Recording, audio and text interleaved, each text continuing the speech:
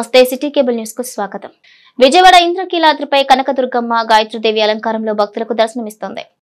విజయవాడ ఇంద్రకీలాద్రిపై కనకదుర్గమ్మ గాయత్రీదేవి అలంకారంలో భక్తులకు దర్శనమిస్తోంది. శరణ్ నవరాత్రుల్లో రెండవ రోజు అమ్మవారు గాయత్రీదేవి అలంకారంలో దర్శించుకునేందుకు భక్తులు పోటెత్తారు. దసరా మహోత్సవాలు పురస్కరించుకుని ఇంద్రకీలాద్రిపై కొలువైన అమ్మవారిని దర్శించుకునేందుకు భక్తులకు ఇబ్బందులు ఏర్పడకుండా ఆలయ అధికారులు ప్రత్యేక ఏర్పాట్లు చేశారు.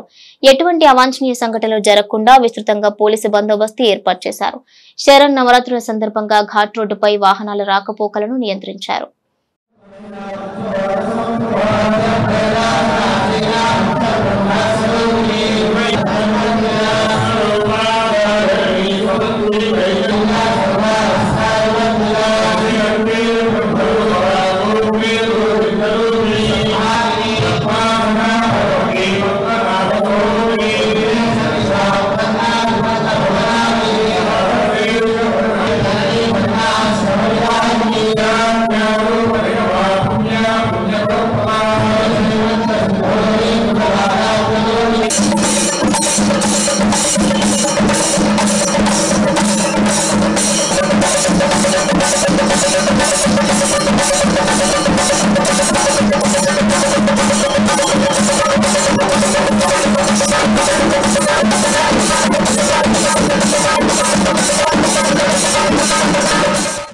సేవ్ ఎల్ఐసి ప్రొటెక్ట్ ఏజెంట్ అనే నినాదంతో ఎల్ఐసి ఏజెంట్స్ జీవిత బీమా సంస్థ కార్యాలయం వద్ద నల్ల బ్యాడ్జీలతో నిరసన తెలిపారు.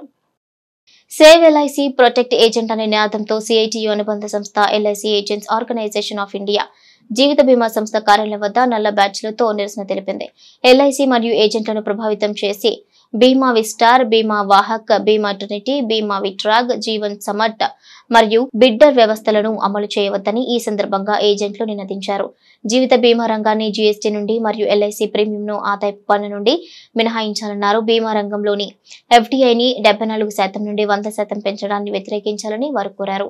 ఈ కార్యక్రమంలో రాజారావు, విజయలక్ష్మి, శ్యామ్ తదితరులు పాల్గొన్నారు.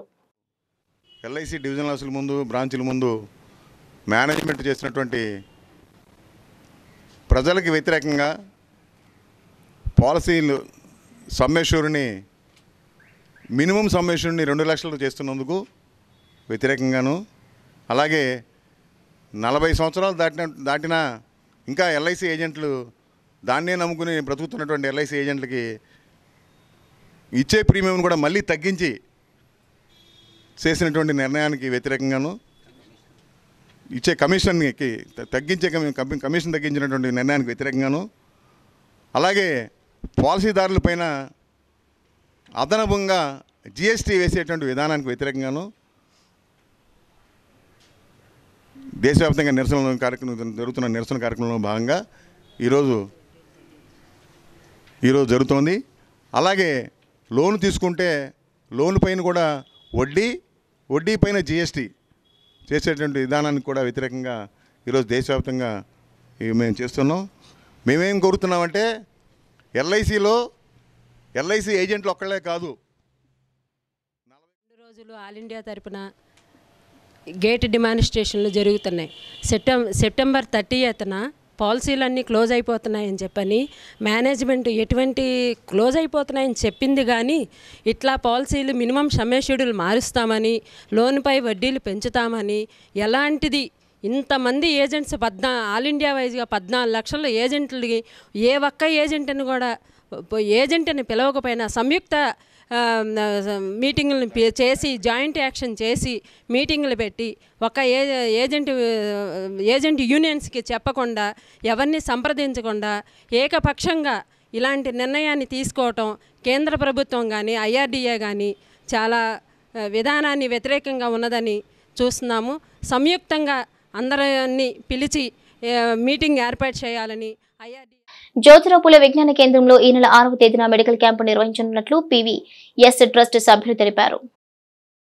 జ్యోతిరావు పూలే విజ్ఞాన కేంద్రంలో పెనుబోతు వెంకటేశ్వరరావు స్మారక ట్రస్ట్ ఆధ్వర్యంలో రెగ్యులర్ గా నిర్వహించే ఉచిత వైద్య శిబిరాన్ని ఈ నెల 6వ తేదీన నిర్వహించనున్నట్లు నిర్వాహకులు తెలిపారు. ఈ మెడికల్ క్యాంపులో ప్రముఖ వైద్యులచే షుగర్, బీపీ, మూర్ఛకు సంబంధించిన వ్యాధులకు చికిత్స చేసి మందులు ఇవ్వడం జరుగుతుందని వారు తెలిపారు. క్యాంపుకు వచ్చేవారు ముందుగా సంబంధిత రిపోర్టులను తీసుకురావాలని వారు సూచించారు.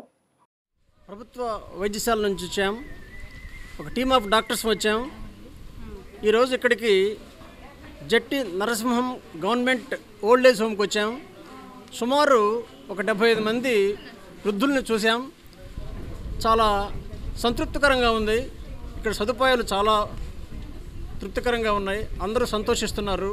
కాకపోతే ఇక్కడ అందరికీ హై బీపీ ఉంది, ఇక్కడ అందరికీ వినికిడి లోపం ఉంది, ఇక్కడ అందరికీ శుక్లాల మూలాన వాళ్ళకి చూపు మందగించింది, కొంతమందికి జ్ఞాపశక్తి తగ్గుగా ఉంది, కొంతమందికి ఈ గ్యాస్ట్రిక్ సమస్యలు ఉన్నాయి. వీటన్నింటిని పరిష్కరించాలంటే రోజుకి ఒక 5-6 గవర్నమెంట్ హాస్పిటల్లో తీసుకొచ్చి అన్ని పరీక్షలు, హాస్పిటల్లో ఉన్న అన్ని పరీక్షలు, సిటీ స్కాన్ కానివ్వండి, అల్ట్రాసౌండ్ స్కాన్ కానివ్వండి, ఈసీజీ కానివ్వండి, ఎకో స్కాన్ కానివ్వండి, మనకి స్క్రీనింగ్ అనేది చేయమని మనకి స్టేట్ ఎన్సిడి సెల్ నుంచి వచ్చిన ఇన్స్ట్రక్షన్స్ అండి. సో ఇక్కడ ఉన్న ఓల్డ్ ఏజ్ హోమ్లో ఉన్న వాళ్ళందరికీ స్పెషాలిటీ సర్వీసెస్ అంటే జనరల్ ఫిజిషియన్ కానీ, ఈఎన్టీ కానీ, ఆఫ్థల్మాలజీ కానీ, గైనకాలజీ కానీ, సైకియాట్రీ కానీ ఈ స్క్రీనింగ్ అనేది ఇక్కడ అందరికీ చేస్తున్నాము. వాళ్ళల్లో మనకి ఏమన్నా ఐడెంటిఫై అయ్యి ఉండి సర్జరీస్ నీడ్స్ ఉండి కానీ, లేకపోతే ఈసీజీ, ఎకో ఇలాంటి ఫర్దర్ ఇన్వెస్టిగేషన్స్ ఏమన్నా కావాల్సిన అవసరం ఉంటే వాళ్ళని మనము ఒక వెహికల్ అరేంజ్ చేసి వాళ్ళందరినీ గవర్నమెంట్ హాస్పిటల్కి తీసుకెళ్ళి అక్కడ ఆ టెస్ట్లన్నీ చేయించి ఫర్దర్ ట్రీట్మెంట్ ప్లాన్ ఏది అనేది జీజీహెచ్లో ఉన్న స్పెషలిస్ట్ డాక్టర్స్తో మనం ఫాలో అప్ అయ్యి ఆ సర్వీసెస్ అనేది ఇవ్వడం జరుగుతుంది. రాష్ట్ర ప్రభుత్వం ఉచిత ఇసుక విధానాన్ని వెంటనే అమలు చేయాలని డిమాండ్ చేస్తూ కోనేరు సెంటర్లో సిపిఎం ఆధ్వర్యంలో భవన నిర్మాణ కార్మికులు ఆందోళనకు దిగారు. రాష్ట్ర ప్రభుత్వం ఉచిత ఇసుక విధానాన్ని వెంటనే అమలు చేయాలని సిపిఎం డిమాండ్ చేసింది. ఈ నేపథ్యంలో కోనేరు సెంటర్లో సిపిఎం ఆధ్వర్యంలో భవన నిర్మాణ కార్మికులు ఆందోళనకు దిగారు. ఇసుక అందుబాటులో లేకపోవడం వల్ల ఇసుక ఆధారిత పనులు నిలిచిపోయి భవన నిర్మాణ కార్మికులకు ఉపాధి కరువైందని వారు ఆవేదన వ్యక్తం చేశారు. భవన నిర్మాణ కార్మికుల సంక్షేమ బోర్డు ద్వారా కార్మికుల క్లెయిమ్లు వెంటనే పరిష్కరించాలన్నారు. గత 5 ఏళ్లుగా అస్తవ్యస్తమైన ఇసుక విధానం వల్ల భవన నిర్మాణ కార్మికులు తీవ్ర ఇబ్బందులకు గురయ్యారని వారు వివరించారు. ప్రస్తుతం నదులలో నీరుండటం వల్ల ఇసుక అందుబాటులో లేదంటున్నారని, అయితే ప్రత్యేక పైపుల ద్వారా ఇసుక వెలికితీసే చర్యలు చేపట్టాలని, భవన నిర్మాణ కార్మికులకు పనులు కల్పించాలన్నారు. కొడాలి శర్మ, బూర సుబ్రహ్మణ్యం, చంద్రపాల్, భవన నిర్మాణ కార్మికుల సంక్షేమ సంఘ అధ్యక్షుడు కెవి గోపాలరావు తదితరులు పాల్గొన్నారు. భవన నిర్మాణ కార్మికులు ఉండే అటువంటి ప్రాంతాల్లో, అడ్డాల్లో ఇసుకను ఉచితంగా సరఫరా చేయాలని చెప్పని, భవన నిర్మాణ కార్మికులకు పనులు కల్పించాలని చెప్పని రాష్ట్ర వ్యాప్తంగా కార్యక్రమం జరుగుతుంది. అందులో భాగంగానే మరి మచిలీపట్నం కోనేరు సెంటర్లో కూడా ఈ కార్యక్రమాన్ని తీసుకుంటాం అనేది జరిగింది.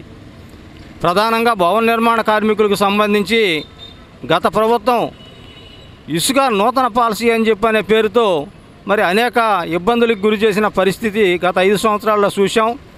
ఈ 5 సంవత్సరాల కాలంలో ఇసుక మరి అంతకుముందు టన్ను 450-500 రూపాయలు ఉంటే ఈ నూతన విధానం అని చెప్పని పెట్టిన తర్వాత 1100, 1200, 1300 రూపాయలు అమ్మినటువంటి ఇసుకని మన ఎలక్షన్ ముందు చంద్రబాబు నాయుడు గారు భవన నిర్మాణ కార్మికులకు ఇసుక ఉచితంగా మేము సరఫరా చేస్తాం, బిల్డింగ్ కార్మికులకు మంచి భవిష్యత్తు కల్పిస్తాం అని చెప్పనేది ఆయన వాగ్దానం చేస్తాం అనేది జరిగింది. దాంతోపాటే బిల్డింగ్ కార్మికులు కూడా సంక్షేమ బోర్డుని కూడా గత ప్రభుత్వం ఏదైతే 12-14 మెమోని పెట్టి సంక్షేమ బోర్డుని ఆపిందో ఆ సంక్షేమ బోర్డుని కూడా పునరుద్ధరిస్తామని చెప్పని మాకు మాటిస్తామనేది జరిగింది. ఇవాళ రాష్ట్రంలో మరి ఈ కూటమి ప్రభుత్వం వచ్చి మరి 100 రోజులు దాటిపోయింది. ఒక పక్కన 100 రోజుల పండగ చేసుకుంటున్నారు, సూపర్ 6 అన్నీ అమలు చేశామని చెప్పని చెబుతున్నారు. కానీ బిల్డింగ్ కార్మికులకి ఇవాళ ఇసుక లేదు, ఇవాళ వరకు బిల్డింగ్ కార్మికులు పనులు లేవు. ఎందుకంటే గతంలో ఏదైతే నూతన విధానం పెట్టినా వైఎస్ఆర్ ప్రభుత్వం టైంలో అమ్మినటువంటి ఇసుక 1100-1200 రూపాయలు టన్ను అమ్మితే ఇవాళ 1400 నుంచి. టీడీపీ అధికారం ఉన్న ఈ రాష్ట్రంలో మేము అధికారంలోకి వస్తే ఇసుకను తక్కువ రేటుకే సప్లై చేస్తామని చెప్పడం జరిగింది. అదే సందర్భంలో ఈరోజు మరి ప్రభుత్వం ఉచిత ఇసుక అనే పథకాన్ని అమలు చేస్తామని చెప్తుంది. కానీ ఈరోజు వరకు బిల్డింగ్ కార్మికులకి పని లేని పరిస్థితి. కాబట్టి ఈ రాష్ట్రంలో ఉన్న అన్ని ఇసుక మరి సెంటర్లను వెంటనే ఓపెన్ చేయాలని, భవన నిర్మాణ కార్మికులకు పని కల్పించాలని సిఐటిగా రాష్ట్ర ప్రభుత్వాన్ని డిమాండ్ చేస్తూ ఉన్నాం. ప్రభుత్వం ఉచిత ఇసుక అనే పథకాన్ని పెట్టింది కానీ దాన్ని అమలు చేయడంలో లోపం ఉంది. కాబట్టి వెంటనే ఈ పథకాన్ని అమలు చేసి భవన నిర్మాణ కార్మికుల యొక్క పనిని కల్పించాలని సిఐటిగా రాష్ట్ర ప్రభుత్వాన్ని డిమాండ్ చేస్తూ ఉన్నాం. పిలుపు మేరకు ఈరోజు ధర్నాలు చేస్తున్నారు. గత 3 నెలలుగా భవన నిర్మాణ కార్మికులకి ఇసుక లేక అనేక రకాల ఇబ్బందులు పడి రోడ్డు మీద తిరుగుతున్నారు. వాళ్ళ కుటుంబాలు గడుస్తూ ఆర్థికంగా చాలా ఇబ్బందులు పడుతున్నారు. కానీ ప్రభుత్వం వారిని ఎవరిని పట్టించుకోకుండా మేము అదేమంటే యూనియన్లుగా వెళ్ళి అడిగినా, కార్మికులు వెళ్ళి అడిగినా వరదలు వచ్చినాయి, నీరు వలన ఇసుక సప్లై చేయలేకపోతున్నాం అన్నారు. ఇసుక సప్లై చేస్తున్నారు. ఇసుక అనేక రకాలుగా ఎక్కడెక్కడ దోపిడీ జరుగుతుందో తెల్లారులేసి మనం పేపర్లో చూస్తున్నాం. మరి ప్రభుత్వం ఎందుకు చెప్తుందో అర్థం కాని పరిస్థితి. భవన నిర్మాణ కార్మికులకి అనేక రకాలైన సమస్యలు వచ్చినాయి. గత ప్రభుత్వంలో వాళ్ళకి రావాల్సిన సంక్షేమ పథకాలు ఏవైతే ఉన్నాయో వాటన్నిటినీ ఆపేశారు. ఆ పెట్టిన క్లెయిములను వెంటనే రిలీజ్ చేయాలని ఈ రోజున సిఐటిగాను సిపిఎం పార్టీగా కూడా మేము కోరుతున్నాం. అలాగే అనేక రకాలైన ఇబ్బందులు పడుతున్న ఈ కార్మికుల్ని ప్రభుత్వం ఆదుకోవాలని, అలాగే ఏదైతే ఉందో ఈ ఉచిత ఇసుక విధానాన్ని వెంటనే రిలీజ్ చేస్తే కార్మికులకు పని కల్పించాలని. దేవి శరన్నవరాత్రి ఉత్సవాలు పెడనపట్నంలోని పలు ఆలయాల్లో ఘనంగా జరుగుతున్నాయి.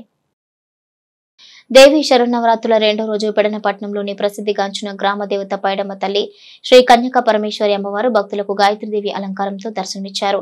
అమ్మవార్లను దర్శించుకునేందుకు భక్తులు పెద్ద సంఖ్యలో తరలివచ్చారు. కాగా పైడమ్మ తల్లి ఆలయంలో చెన్నకేశవులు బేబీ, గురునాథం శ్రీదేవి దంపతులు పూజాది కార్యక్రమాలు నిర్వహించగా శ్రీ వాసవి కన్యక పరమేశ్వరి ఆలయంలో ఉదయం నిత్య పూజా దర్శనం, బాలభోగం, గాయత్రీదేవి హోమం, సామూహిక కుంకుమార్చనలు, నైవేద్య నీరాజన, మంత్ర పుష్పాదులు వంటి కార్యక్రమాలు జరిగాయి. గార్లపాటి నాగబల్లేశ్వరరావు, అన్నపూర్ణ దంపతులు, గార్లపాటి జగన్మోహన్ రావు, గౌహతి దంపతులు పూజాది కార్యక్రమాలు నిర్వహించారు.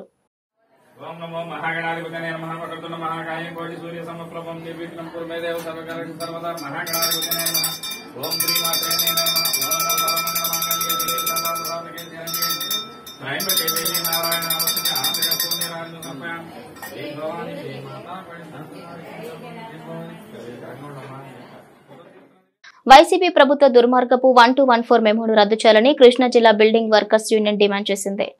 బిల్డింగ్ వర్కర్స్ సంక్షేమ బోర్డును కొనసాగించాలని డిమాండ్ చేస్తూ సిఐటి ఆధ్వర్యంలో బిల్డింగ్ వర్కర్స్ యూనియన్ కార్మిక శాఖ కార్యాలయం వద్ద ఆందోళన నిర్వహించింది. ఎన్నికల మేనిఫెస్టోలో వాగ్దానం చేసిన విధంగా తెలుగుదేశం, జనసేన కూటమి ప్రభుత్వం సంక్షేమ బోర్డుని పునరుద్ధరించాలని ఈ సందర్భంగా వారు కోరారు. నిలుపుదల చేసిన క్లెయిమ్లు, పెండింగ్ కార్డులు ఇవ్వాలని వారు విజ్ఞప్తి చేశారు. వైసీపీ ప్రభుత్వం తరలించిన 1381 కోట్ల రూపాయల నిధులను వెంటనే బోర్డుకు జమ చేయాలన్నారు. బిల్డింగ్ మెటీరియల్ రేట్లను ప్రభుత్వం నియంత్రించాలని, ఉచిత ఇసుక విధానంలో దళారుల ప్రమేయం నివారించాలన్నారు.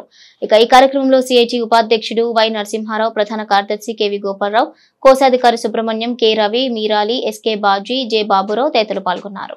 ఉచిత ఇసుక విధానాన్ని వెంటనే అమలు చేయాలని కోరుతున్నాం. రాష్ట్రంలో 30 లక్షల మంది భవన నిర్మాణ రంగం మీద ఆధారపడి రోజున ఉన్నారు. కానీ ఈ ప్రభుత్వం ఇచ్చిన హామీకి అనుగుణంగా 3 నెలలు అవుతున్నా ఇసుక అందుబాటులోకి రాకపోవడంతో ఈరోజు కూడా అందరికీ పూర్తి స్థాయిలో పనులు దొరికే పరిస్థితి లేదు. ఇళ్ళు నిర్మించుకుందాం అనుకుంటున్నటువంటి పేద మధ్యతరగతి వాళ్ళకి ఇసుక అందుబాటులో లేదు. ఈరోజు భవన నిర్మాణ కార్మికులు గత 25 ఏళ్ల నుంచి పోట్లాడి సాధించుకున్నటువంటి భవన నిర్మాణ సంక్షేమ బోర్డును కూడా ఈ ప్రభుత్వం, గత ప్రభుత్వం దాన్ని నిర్వీర్యం చేసింది. భవన నిర్మాణ కార్మికుల సంక్షేమ బోర్డులో ఉన్నటువంటి నిధులన్నింటినీ కూడా దారి మళ్లించి దానిలో ఉన్న 1-2 పథకాలు ఇతర వాటితో విలీనం చేసి గత ప్రభుత్వ హయాంలో అయితే భవన నిర్మాణ కార్మికుల సంక్షేమ బోర్డుకు సంబంధించి పెట్టినటువంటి క్లెయిములన్నింటినీ కూడా నిలుపుదల చేసింది. కొత్తగా కార్డులు ఇచ్చేటటువంటి స్థితి లేదు. ఈ రోజున భవన నిర్మాణ కార్మికులు ఉపాధి కోసం ఇబ్బంది పడాల్సి వస్తుంది. పనిచేసే సందర్భంలో ఆర్థిక ఇబ్బందుల్ని వీటన్నిటిని సిటీ కేబుల్ న్యూస్ సమాప్తం. నమస్కారం.